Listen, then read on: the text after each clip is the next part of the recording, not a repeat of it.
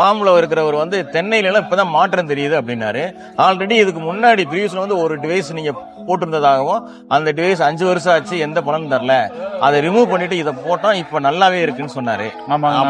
நான் கட் பண்ணி போட்டது அந்த இதை மாத்தி இப்ப இது போட்ட முன்னாடி அந்த எலுமிச்சம் செடி எல்லாம் அந்த தளவு நல்லா வந்திருக்குது. இப்ப ரவுண்ட்ல வந்து அந்த வெள்ளை இருக்கிறது உப்பு உடைய அந்த வெள்ளை பாமா இருக்கிறது கண்ட்ரோல் ஆயிருக்குது.